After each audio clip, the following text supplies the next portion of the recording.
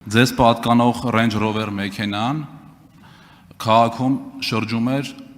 կարմիր դեսպանատան համարներով, որը որ Ռուսաստանի դեսպանատան բալանսի վրա է նստած, ինչ պայմանով է ու ինչ ակնկալիքով է այդ համարները ձեզ տրվել, ինչի դիմաց է տրվել ու որն է դրա նպատակը այդ կարմիր պետհամարանիշներով Երևանի փողոցներում եւ առհասարակ Հայաստանի Հանրապետությունում շրջելու։ Խնդրում եմ այս հարցին պատասխանեք, որը Եվրոինտեգրումը ընտրած ուժի համար շատ հետաքրքիր է մեր քաղաքացիները լսեն, թե ինչ կապակցվածություն կա Ռուսաստանի դեսպանատան եւ ձեր Շատ հետաքրքիր հարց է, չեմ էլ ուզում ընդհատեմ, բայց ժամանակ արձագանք պարոն Ղազին։ 18 թվականից սկսած ես ինձ բռնացրել եմ այն մտքի վրա, որ զարմանում եմ, թե ինչի եմ զարմանում, բայց հա, համաձայն եմ, դուք էլ կարաք։ Հիմա շատ այսպես դարակազմիկ բան եմ ասելու։ Ցավոք սրտի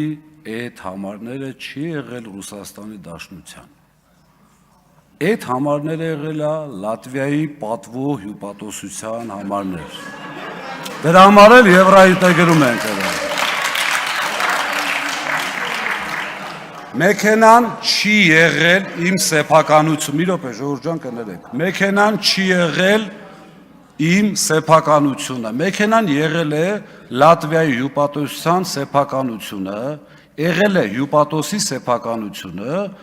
եւ պարոն Խաչատրյան,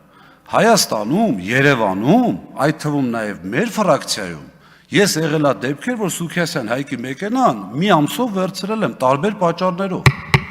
Այդ մեքենան ես նախ չեմ վարել անընդհատ, եղել են դեպքեր չեմ շղթում, բայց մեքենան կարող եք ճշտել 40 տե Ինչ ժամանակ հարգելի գործընկերներ Հարգելի գործընկերներ Նա կրկնի հարցը չեմ լսում էլի շատ կարևոր է Հարցը ավարտվեց ձեր պատասխանն էլ ավարտվեց վերջի տալի չէ՞ պատասխանը Նորից կրկնում եմ Ժորժ ջան ներողություն 15 վայրկյան շատ կարևոր է Ավարտեք Հյուպատոսը հանդիսանում է իմ ընկերը քաշվավ այդ տղեն